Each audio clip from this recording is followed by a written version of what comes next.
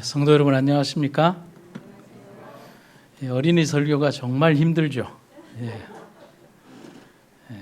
그런 와중에도 또 우리 사모님 또 선생님들이 좋은 설교를 해주셔서 감사합니다. 여러분들도 모두 한 번씩 해보셨으면 좋겠어요. 저도 어린이 설교를 나중에 할 겁니다. 저는 깜짝 놀라게 소리를 지를 겁니다. 오늘 저는 여러분과 함께 보통명사 그리스도인이라는 제목으로 함께 은혜를 나누도록 하겠습니다. 제가 한 4년 전에 머리에 털나고 처음으로 미국을 간 적이 있었습니다. 여러분들의 허락을 받고요. 처음 여행을 간 미국에서 고민하다가 여행 끝말미쯤에 집사람과 함께 고민을 하다가 물건을 하나 샀습니다. 세금도 없다고 하는 오레곤에서 큰 마음을 먹고 다이슨 공기청정기를 하나 샀습니다. 정말 쌌습니다. 근데 이걸 들고 캐리어에 넣으려고 하니까 길이가 너무 길어서 캐리어에 넣을 수가 없었습니다. 그래서 할 수 없이 고민을 하다가 미국에 가면 홈디포라고 하는 우리로 치면은 그런 할인 매장들이 있는데 거기에 가서 목사님에게 부탁을 해서 뽁뽁이를 사서 둘둘 감고 테이프를 발랐습니다.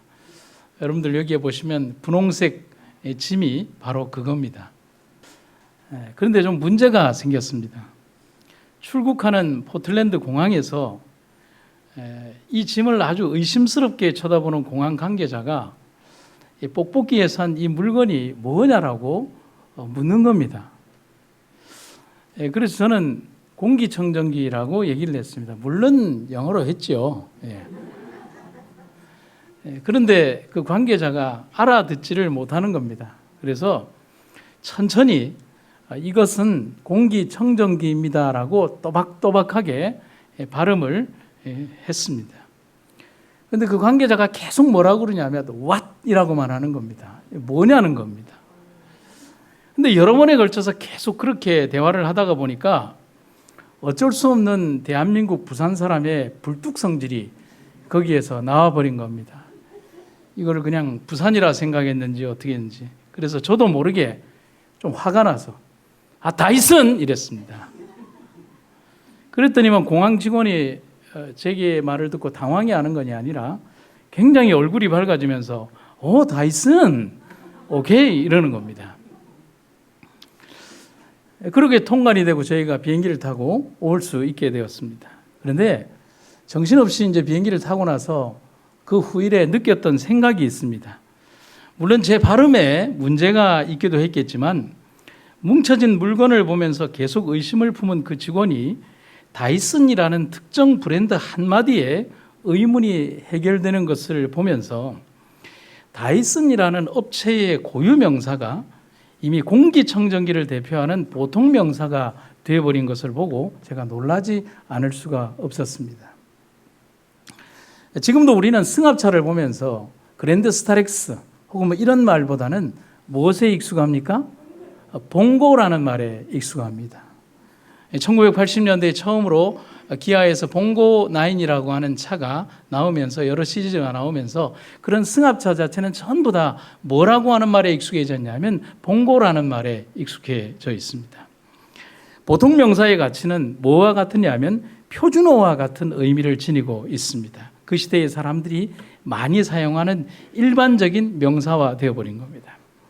그 단어 자체가 이미 모든 사람들이 머릿속에 표준화 혹은 보편화되어 있음을 말하는 것을 바로 보통명사라고 하는 겁니다. 그런 면에서 그리스도인은 어떤 의미로 각인이 되어 있을까를 생각해 보는 겁니다. 또한 어떤 의미와 어떤 의미의 보통명사화 되어 있을까? 착한 사람 이러면 그리스도인이 떠오릅니까? 정직한 사람 이러면 그리스도인이 떠오르나요? 이 지역에서 그래도 다닐 만한 교회, 그러면 일반적인 교회의 보통 명사가 바로 이 우리 병원교회일까요? 여러분들의 모습 속에 그런 보통 명사화 되어버린 어떤 그런 삶의 모습을 우리가 보여주고 있는가요? 그렇게 보편화된 이미지는 기독교인으로 살아온 우리의 과거와 현재의 모습을 꾸준히 대변해오는 하나의 결과가 바로 보통 명사화 되었다는 것을 말합니다. 그렇게 살아왔다는 겁니다. 그런 의미에서 본다면 우리는 굉장히 두렵고 떨리는 삶을 살게 되는 것입니다. 우리는 맡겨진 세상의 한 구석에서 하나님을 섬기는 그냥 보통 사람들입니다. 우리의 일상 속 평범한 말과 행동으로 하나님을 모르는 다른 사람들을 하나님께로 인도하는 그리스도인으로 살아가는 겁니다. 세상에 많은 사람들은 하나님을 볼 수 없어요. 결국 누구를 통해서 보느냐? 우리를 통해서 보는 거잖아요. 우리의 모습이 예수님의 모습이고 우리의 모습이 교회의 모습이며 우리의 교육이 그리스도인 교육이며 우리의 생활이 부부의 생활이며 우리의 가정이 가장 행복한 그리스도인 가정의 모습이라는 사실이죠. 그래서 어떤 분이 이런 얘기를 했습니다. 그리스도인은 예수님의 특별한 사람이 되기로 헌신한 보통 사람들이다. 여러분, 이 문장을 아주 의미 있게 생각해 볼 필요가 있습니다. 예수님을 믿는 특별한 사람이 되기로 헌신한 아주 지극히 보통 사람들. 예수님의 제자로 부르심을 받은 12명의 사람들은 특별한 사람들은 아니죠. 보통 사람 혹은 보통 이하의 사람들이 바로 예수님의 특별한 사람으로 부르심을 받았다는 겁니다. 이어지는 몇 인용글에서 평범한 삶 속에 주어진 그리스도인, 비범한 그리스도인 사명을 이해해 볼 수가 있습니다. 우리 자신을 충분히 주님께 드린다면 생활의 단순하고 평범한 의무들을 참으로 중요한 것으로 인식하게 될 것이며 또한 그런 일들을 하나님의 뜻대로 실행할 것이다. 여기 보면 뭐라고 되어 있어요? 생활에 단순하고 평범한 의무들을 정말 중요한 것으로 여기라고 되어 있습니다. 많은 그리스도인은 저희에게 어떤 큰 일이 맡겨지기를 기다리고 있다. 이 문장 다시 한번 더 읽겠습니다. 많은 그리스도인이 저희에게 어떤 큰 일이 맡겨지기를 기다리고 있다. 저희는 저희의 야망을 만족시킬 큼직한 일자리를 얻지 못했다고 해서 생애의 평범한 의무를 신실하게 행하지 않는다. 이러한 평범한 일은 저희들의 흥미를 끌지 못한다. 저희는 날마다 하나님께 대한 그들의 충성심을 나타내 보일 기회를 놓쳐버린다. 저희가 어떤 큰 일을 기다리는 동안에 생애의 목적을 이루지 못한 채 인생으로서 할 바 일을 마치지 못한 채로 저희의 한평생이 지나가 버린다. 비록 대통령으로서는 단임으로 끝나버린 미국의 대통령 가운데 지미 카터라고 하는 대통령이 있습니다. 그런데 그는 신앙인으로서는 그 누구보다도 존경받는 신앙인이자 지금도 청렴한 대통령으로 남아 있습니다. 지미 카터 대통령이 임기를 마치고 했던 가장 큰 일은 화려한 사저나 화려한 자기의 문화관이나 기념관을 짓는 그런 어리석은 행동을 하는 정치인의 모습을 한 게 아니라 그는 자기의 고향으로 내려가서 땅콩 농사를 지었고요. 그리고 그는 자기가 대통령으로 취임하기 이전까지 정치인으로 들어가기까지 꾸준히 일을 했던 자그마한 교회의 주일학교 교사로 돌아갔다는 사실입니다. 지금은 굉장히 나이가 많았지만 오랜 기간 동안 헤비타트라고 하는 집 없는 사람들에게 집을 지어주는 어떤 자원봉사자로서의 역할을 하며 살았습니다. 보통 사람으로 돌아갔다는 사실이죠. 오늘날의 정치인들이 배워야 할 일들입니다. 하나님은 크고 원대한 사업을 행할 몇 사람을 부르시는 게 아닙니다. 곳곳에서 퍼져서 살며 일상의 평범함을 지니며 살아가는 그리스도인들에게서 세상을 감화시킬 평범한 하루를 원하신다는 겁니다. 자신을 과대평가해서 무슨 위치에 올라야만 되고 무엇을 가져야만 일을 하는 사람은 하나님 사업에서 가장 작은 위치를 차지하게 될 것입니다. 그것을 기억하는 여러분과 제가 되기를 간절히 바랍니다. 한 달란트 맡은 종이 왜 이익을 내지 못했을까요? 그는 핑계를 댄 겁니다. 5달란트 혹은 3달란트 맡은 종에 비해서 적은 달란트를 가지고서 뭔가 큰 일을 할 수 없다고 생각한 그는 그것을 땅에 묻어버리고 아무런 노력도 하지 않았다는 사실이죠.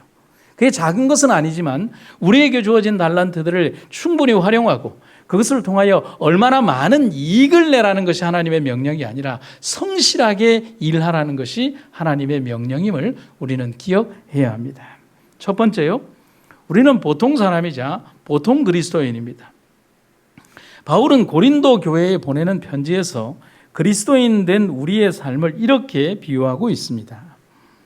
하나님께서 질그릇 같은 우리 속에 어떤 비유를 하고 있어요? 질그릇 같은 우리 속에 이 보화를 담아주셨습니다. 이것은 그 엄청난 능력이 우리에게서 나오는 것이 아니라 하나님께로부터 나온다는 것을 보여주시려는 것입니다. 아멘입니다. 바울은 우리에게 우리의 존재를 평범하기 그지없는 질그릇으로 표현하고 있습니다. 대신 예수님의 복음을 보물이라고 말하고 있습니다. 그런데 여기에서 한 가지 질문을 해보죠. 왜 질그릇일까? 그 이유는 고민하지 않고 간단하게 답을 얻을 수 있습니다. 질그릇은 아주 흔한 그릇입니다. 그리고 값싼 그릇입니다. 그런데 이 질그릇은 보편적 삶을 사는 그 당시의 보통 사람들이자 현대를 살아가는 보통 그리스도인들의 삶을 말하는 겁니다. 영롱한 그림을 그리고 비싼 유약을 바르고 고온에 익혀진 값나가는 장식용 그릇이 아니라 실제로 삶에서 사용되는 그릇, 물을 뜨고 음식을 담고 곡식을 보관하는 보통 그릇입니다. 집사님, 여기에 있는 그릇이 한 3천만 원쯤 된다 그러면 여기에다가 두유 담아 드시겠어요? 뭐 어떤 것도 하지 못합니다. 고이 모셔놔야 되는 겁니다. 그런데 질그릇은 그런 게 아니죠. 깨져도 상관없는 거예요. 또 있으니까요. 얼마든지 다시 사용할 수 있는 겁니다. 우리 그리스도인 삶은 바로 그런 질그릇 같다고 얘기를 합니다. 하지만 그 속에는 세상 사람들과는 전혀 다른 값으로 측량할 수 없는 보화가 담긴 그릇이 된다는 겁니다. 그게 그리스도인 삶이라는 거예요. 삶은 보통 사람일지 몰라도 그 안에 담긴 것은 절대 보통 사람이 아닌 사람들. 그래서 세상 사람들이 보았을 때 그들과 전혀 다르지 않습니다. 평범한 일상, 평범한 직업, 평범한 환경들. 하지만 다른 것은 그들 안에 믿음이 있고 주인이신 예수님이 계시다는 것입니다. 여러분 감사하지 않습니까?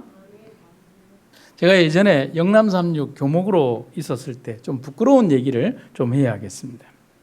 종교 수업인 성경 수업을 고3 수업에서 진행하고 있었는데 학생 한 명이 성경 수업 시간에 열심히 다른 일을 하고 있는 거예요. 그래서 뭐 하는가 하고 가봤더니만은 열심히 다른 친구의 수학 문제 노트를 이렇게 베끼고 있는 겁니다. 그게 숙제였어요. 그런데 본인이 이제 해결할 수 없는 거였는지 아니면 시간이 많이 드는 거였는지 그것을 열심히 베끼는데 그 모습이 얼마나 불쌍하기도 하고 좀 이렇게 화가 이렇게 올라오는 겁니다.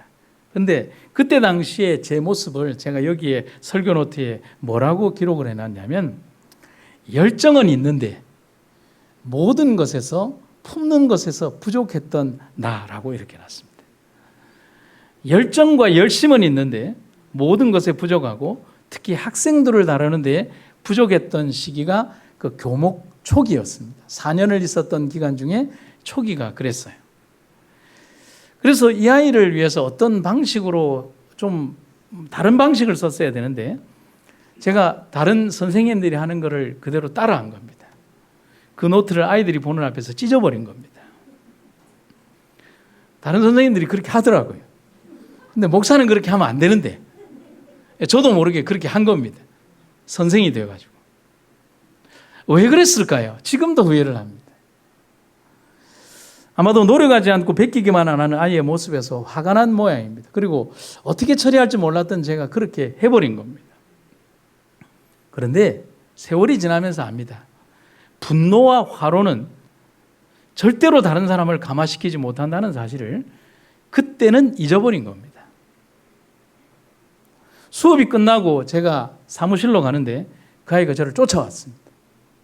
그리고 이제 복도에 있는 그 끝에서 그 아이가 저를 잡더니만은 제 평생에 잊혀지지 않는 얘기를 하는 겁니다. 목사님, 나는 이제 예수 안 믿을 거예요. 예전에 김원상 목사님은 안 그랬는데 제 전임 교목이었어요. 예전에 김원상 목사님은 안 그랬는데 목사님처럼 하는 모습을 보고 나는 예전처럼 예수 안 믿는 모습으로 돌아갈 거예요. 이런 말을 하는 겁니다. 여러분, 제가 그 자리에 서서 망치로 머리를 크게 두드려 맞는 느낌이었어요. 아, 내가 한 영혼을 망쳤구나 하는 생각이 들었던 겁니다. 순간적으로 지나가는 생각 속에서 내가 어떻게 해야 될까? 이 사태를 어떻게 수습하고 이 아이의 그 어쩌면 이렇게 나락으로 갈 수 있는 영혼을 내가 어떻게 해야 할까? 그런데 제가 오래 고민하지 않았습니다. 뭐냐면 문제를 해결하는 가장 좋은 방법이 있어요. 그리고 특히 그 문제를 해결하는 방법에 잘못이 나에게 있다면 그 문제를 해결하는 제일 좋은 방법은 빨리 사과하는 겁니다. 사람들이 그걸 잘 못하는 것 같아요. 그런데 하나님께서 제게 그렇게 가르치셨고 그게 저의 좌우명입니다. 그래서 제가 서 있는 그 자리에서 아이들이 빙 둘러서 있는 그 자리에서 제가 그렇게 얘기를 했어요. 미안하다. 내 행동이 정말 잘못됐다. 전에 목사님에게 받은 믿음을 나 때문에 잊어버리지 말았으면 좋겠다. 정말 미안하다. 제가 눈물이 울컥 쏟아졌어요. 그런데 실은 그 아이가 쫓아와서 저에게서 듣고 싶었던 것은 저에게서 굉장히 화내는 모습을 통해서 언쟁하기를 원했던 거예요. 그 아이들은.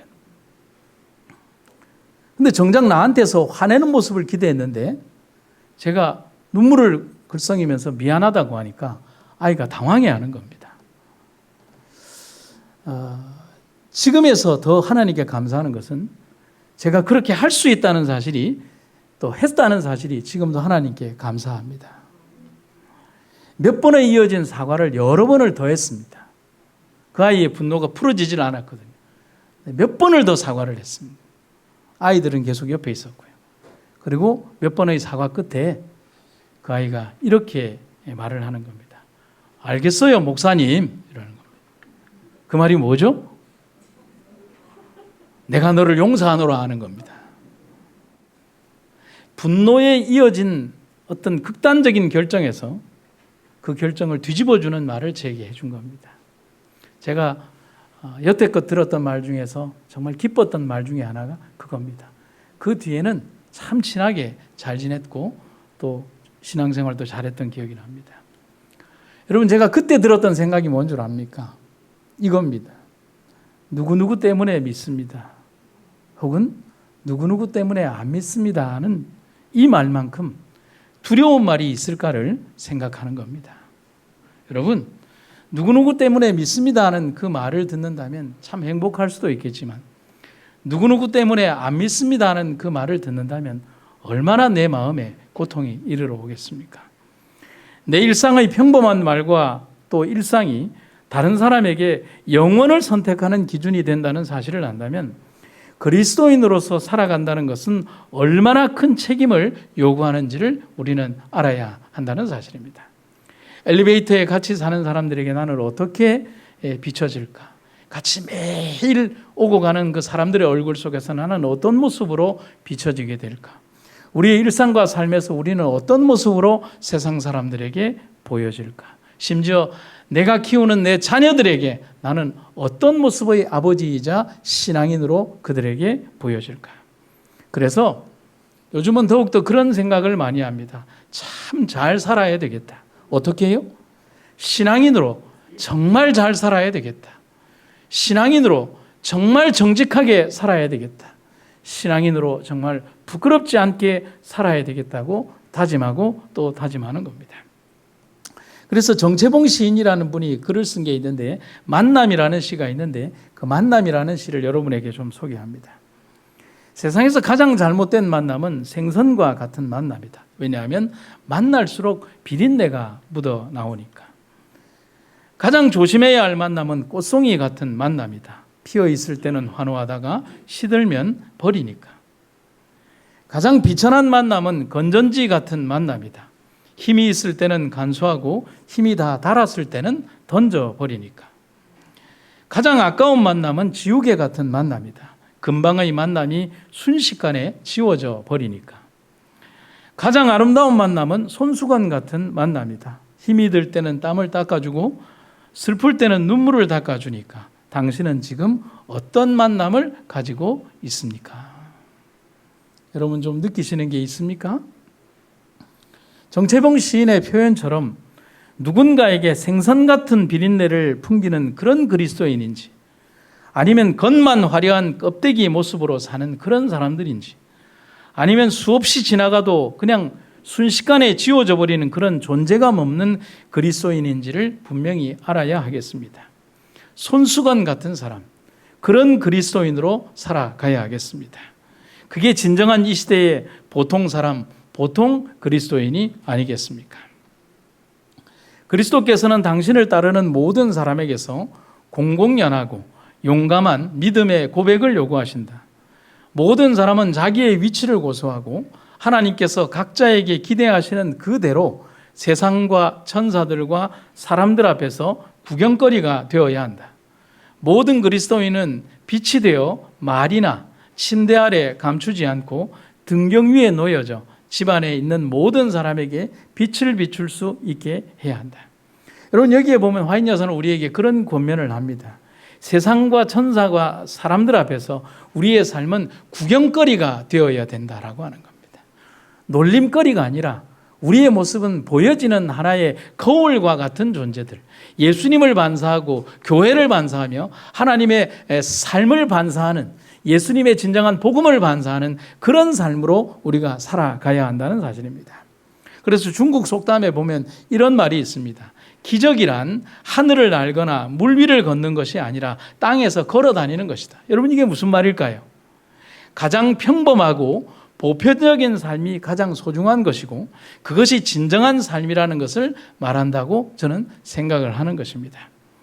지극히 평범한 삶 속에 녹아가 있는 그리스도인의 삶이 곧 진짜 그리스도인의 삶이어야 합니다. 여러분, 일주일에 하루만 교인이 되는 안식일 교인이 되어서는 안 됩니다. 음식물로 다른 사람 비판하고 비평하고 다른 사람들을 정죄하는 고춧가루 교인도 되어서는 안 됩니다. 평범한 생활은 도외시한 채 그저 하늘과 재림만 외치는 신기루 교인도 되어서는 안 됩니다. 그럼 어떤 교인이 되어야 할까요? 다 중요합니다. 지금 언급한 것들 중요하지 않다는 게 아니에요. 다 중요합니다. 그러나 정말 담아야 되는 것은, 정말 중요한 것은 오늘 하루의 평범한 일상이라는 겁니다. 그 일상 속에 진정한 비범함을 담는 이들이 그리스도인들이라는 사실이죠. 삶의 매일의 삶 속에서 재림을 기다리며 그리고 다른 사람들에게 감화를 주며 삶의 행동과 생애 속에서 진정으로 표본이 되는 그런 삶을 살아가는 일상 속에서 아름다움을 보여주는 그런 그리스도인들로 사는 보통 사람, 보통 그리스도인들이 되기를 간절히 바랍니다. 그래서 보통 사람은 보통 명사화된 사람이고 또 평범하지만 믿음을 대변하는 일반 명사와 같은 사람들이 그리스도인입니다. 사도행전에 보면 이런 말씀이 있죠. 사울을 찾은 바나바는 사울을 안디옥으로 데려왔습니다. 두 사람은 1년 동안 교회에 머물면서 많은 사람을 가르쳤습니다. 제자들은 안디옥에서 처음으로 그리스도인이라고 불렸습니다. 안디옥에서 처음 그리스도인이라고 불리운 그리스도인들은, 이 호칭은 세상 사람들이 그리스도인들을 존경하는 의미로만 불렀던 것은 아닙니다. 존경하는 의미로도 불렀지만 존경이 아닌 다른 의미로도 불려졌습니다. 왜냐하면 그들에게 그리스도인이란 어떤 모습이었냐? 하나님 위에 달인 자신들의 신에게는 결코 예배드리지 않는, 그래서 죽음도 불사하지 않는 고집불통 같은 사람들이 그리스도인들이에요. 예수에 대한 믿음을 지키기 위해서는 생명을 초계와 같이 던지는 세상이 감당할 수 없는 사람들이 그리스도인들이에요. 그런 절대적으로 불리하고 또 위험하며 탄압과 박해를 받는 속에서도 여전히 그리스도만을 믿는 사람들을 보면서 그들은 그렇게 고지식하고 또 때로는 초계와 같이 목숨을 던지기도 하고 그러면서도 순수한 신앙을 믿는 그런 사람들을 다 일컬어서 그리스도인이라고 부르는 것입니다. 하지만 그리스도인이라는 이름은 어떤 이름이에요? 영광스럽다는 사실입니다. 그래서 베드로전서 4장 16절에 보면 기별을 준 선지자 이렇게 얘기를 합니다. 만약 그리스도인으로 고난을 받은 즉 부끄러워 말고 그 이름으로 하나님께 영광을 돌리라 하는 이 말은 그 당대의 성도들은 그리스도인이라는 이유만으로 조롱과 멸시, 박해의 대상이 되었다는 것을 알 수 있습니다. 하지만 역사의 기록을 통해서 보면 그리스도인들은 하나님을 사랑하는 만큼 이웃을 사랑하고 헌신과 봉사에 앞서며 정의와 연약한 사람의 편에 서고 환난 중에도 그들의 변화된 선한 행동과 신앙의 절개를 지키는 모습과 아울러 세상에 좋은 유익을 끼치는 삶의 태도가 그리스도인이라고 부르게 된 것입니다. 그 삶에서 보여주는 진실한 모습, 그들에게서 그리스도를 보게 만든 것입니다. 여러분, 오늘 우리들의 삶에서 그런 선하고 아름다운 모습을 보여주는 우리가 되기를 간절히 바랍니다. 빌리 그레이엄 목사님이 이 일화 가운데에서 재미있는 이런 일화가 있습니다. 딸 둘이 있는데 싸우는 겁니다. 하도 싸우는 게 지나쳐서 어떻게 할까 생각을 하다가 중간에 말을 시키는데 이렇게 하는 거예요. 두 딸이 그냥 막 엄청나게 막 뭘 집어던지면서 싸우는데 큰아이 보고 얘야 요한복음 3장 16절이 뭐지? 그러니까 막 동생하고 싸우다가 하나님의 세상을 이처럼 사랑하사 독생자를 주셔서 이전을 믿는 하고 난 다음에 또 다른 동생하고 막 싸우는 거예요. 욕을 하면서. 동생하고 성경 말씀을 시켜도 그런 거예요. 여러분, 이 모습 속에서 오늘날 그리스도인들의 어떤 한 일상의 단면들이 투영된다고 할 수 있는 거예요. 성경 말씀을 언급하고요. 교회도 가는 모습도 보이고요. 그들의 일상 속 모습은 보이는데 전혀 감화가 없는 모습을 얘기하는 거예요. 불경 좀 공부해 볼까요? 제가 이제 한번 가르쳐 드렸는데 이 말씀 기억하십니까? 사사불공이면 처처불생이라는 말이 있습니다. 무슨 말이죠? 매사에 하는 모든 일들을 불공을 들이듯이 하면 처처 곳곳에 불생, 부처님이 나타난다는 말입니다. 이걸 제가 한번 바꿔서 말씀을 드렸죠. 사사신행이면 처처 야소라. 야소라는 말이 뭐냐면 예수님의 한자 발음입니다. 그리고 또 다른 의미로는 뭐냐면 야소라는 말이 이 어조사 야에다가 들을 쏘입니다. 그러니까 듣는 이 예수님을 말하는 것이고 또 예전에 기독교가 처음 복음이 전파되었을 때 예수교 할 때 이 사람들이 이상한 종교라고 해서 야수교라고 했습니다. 그래서 그 발음이 좀 달라져서 야소교라고 뭐 그렇게 합니다. 하여튼 야소라는 말은 예수라는 말을 말하는 겁니다. 일상에 하는 모든 일들을 신행, 무엇으로 행하면? 믿음으로 행하면 처처, 곳곳에 야소, 예수님이 나타난다는 겁니다. 오늘 우리의 삶을 말하는 것입니다. 참 많은 공감이 가는 얘기입니다. 위대한 일을 이루는 것도 중요하지만 작고 소중하며 평범한 것들을 소홀히 하지 않는 모습이 진짜 그리스도인이 아닐까 오늘 우리들에게 하는 말입니다. 그래서 윌리엄 프레데릭 홀스라고 하는 미국의 저명한 해군 제독은 이런 얘기를 합니다. 이 세상에 위대한 사람은 없다. 단지 평범한 사람들이 일어나 맞서는 위대한 도전이 있을 뿐이다. 하지만 오늘날의 그리스도인들은 평범한 일상과 대화를 너무 가볍게 생각하며 지날 때가 많습니다. 소돔성 멸망의 현장에서 롯은 자신의 사위들을 구원하고 싶었습니다. 그래서 그들에게 빨리 도망가자라고 말을 합니다. 하지만 그들은 이 장인의 말을 농담으로 여겼다라고 말을 합니다. 하나님의 말씀을 가치 없게 여기는 시대가 그때였고 지금도 역시 하나님의 말씀을 가치 없이 여기고 있다는 사실이죠. 그런데 신앙은 어디에서 무너지는 겁니까? 하나님의 말씀을 가치 없이 여기는 그때부터 무너지기 시작하는 것입니다. 제가 몇 가지를 좀 우리들에게 아픈 얘기를 좀 해볼까 합니다. 우리는 그리스도인으로 살아가지만 거짓말을 너무 쉽게 생각하며 살아가지는 않는지 생각해야 됩니다. 소소하고 아주 작은 것들, 그런데 이익이 되는 일이라면 거짓말을 해도 된다는 생각이 아니라 아무런 거리낌 없이 그렇게 하고 있습니다. 과연 그런 모습으로 전도하고 생활한다면 우리의 모습이 감화를 줄 수 있을까요? 또한 우리는 욕심에 대해서 세상과 거리를 두지 않고 살아가고 있습니다. 신실하게 예배 잘 드리고 기도도 하고 11금도 드리는 신실한 모습처럼 보이지만 이익에 대해서는 세상 누구보다 탐욕적인 정신을 드러냅니다. 하나님은 그런 행동을 금하십니다. 여러분 생각을 해보시죠. 탐욕에 사로잡혔던 삭개오는 전도할 수 없었습니다. 하지만 탐욕을 버린 삭개오는 전도할 수 있었습니다. 여러분 공감하십니까? 그리고 세 번째는 자신의 하는 일이 잘 되면 그 일의 내용과 상관없이 무조건 이것을 하나님이 해주신 것이라고 착각합니다.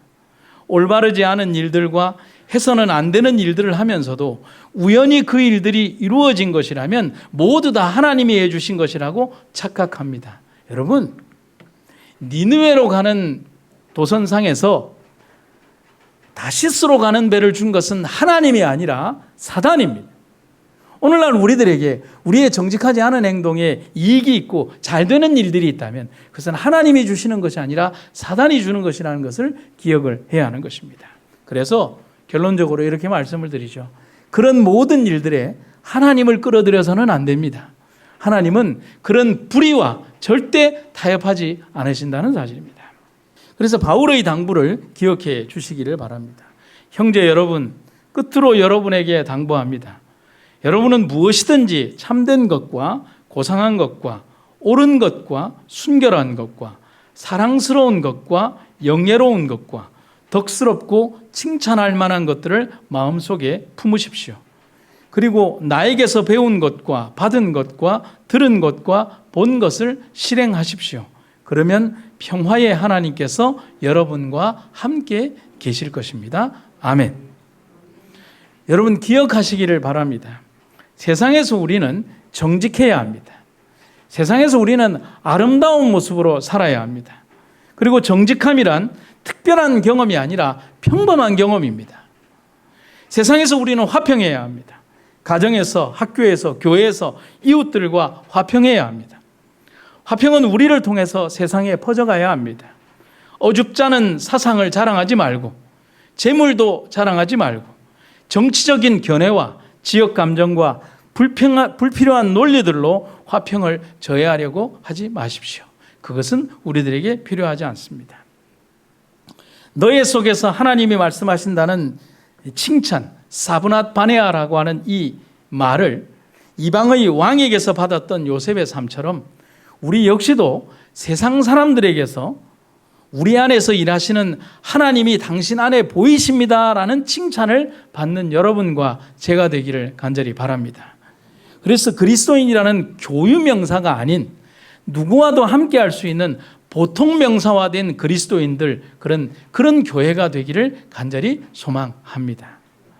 제가 오늘 마지막으로 읽어드릴 한 편의 글이 있는데요. 이 글은 신앙적인 글은 아닙니다. 그런데 오늘 설교에 부합이 되어서 여러분들에게 들려드릴까 합니다.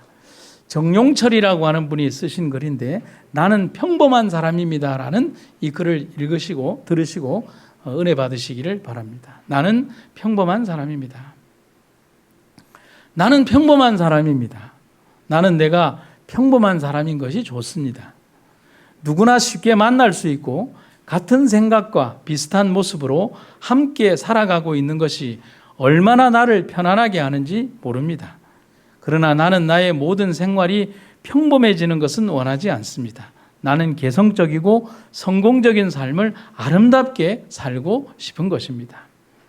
나는 내 삶을 평범 가운데에서 높이기 위하여 분명한 목표를 가지고 한 가지 일에 집중할 것입니다. 여러 가지 일을 기웃거리기보다는 내 일에 집중할 것입니다. 여러 가지 일을 기웃거리기보다는 내 일을 찾아 그 일에 나를 집중시킴으로 내 삶을 높여 나갈 것입니다. 나는 내 삶을 평범 가운데에서 높이기 위하여 남의 장점을 배울 것입니다. 내게는 부족함이 많고 세상에는 내가 모르는 일들도 많기 때문에 그들을 통해 나의 부족함을 채우고 지혜를 일깨워 나갈 것입니다. 나는 내 삶을 평범 가운데에서 높이기 위하여 약속을 잘 지킬 것입니다. 신뢰감은 천재성보다 낮고 약속을 잘 지키는 것이 어떤 능력보다 뛰어나다는 것을 알기에 나는 약속을 잘 지킴으로 내 삶을 높여 나갈 것입니다. 나는 내 삶을 평범 가운데에서 높이기 위하여 실패하더라도 좌절하지 않을 것입니다. 실패 뒤에는 새로운 창조와 성숙이 있다는 것은 진리이기 때문에 나는 어떤 일에도 좌절하지 않고 날마다 새롭게 내 삶을 살아갈 것입니다. 여러분, 나와 여러분들은 평범한 그리스도인입니다. 그리고 우리는 오늘도 평범한 삶을 살아가고 있고 살아갈 것입니다. 하지만 우리는 이 평범 속에 비범을 담아야 합니다. 세상에 존재하는 가장 평범한 사람들, 하지만 세상을 변화시키는 그런 사람들이 우리들이라는 사실을 기억하시기를 간절히 바랍니다. 세상의 보통 명사로 우뚝 선 사람들, 정직과 착함, 봉사와 사랑을 말하면 당연히 떠오르는 사람들이 그리스도인, 재림교인, 우리 병원교회 교인들과 교회가 되기를 간절히 바랍니다. 말씀을 마치겠습니다.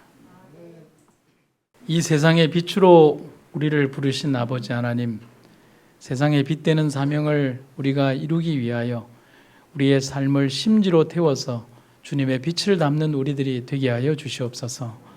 세상은 우리에게 너무나 힘든 과정을 요구하지만 그러나 우리는 주님과 함께 이 모든 것을 이기고 또 이겨나갈 수 있음을 우리가 굳게 믿사오니 하나님의 귀하고 아름다운 은혜가 오늘의 우리를 이끌어 주시옵소서.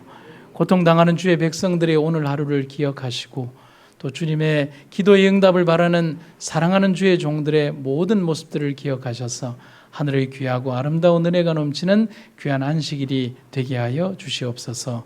예수님의 이름으로 기도드립니다.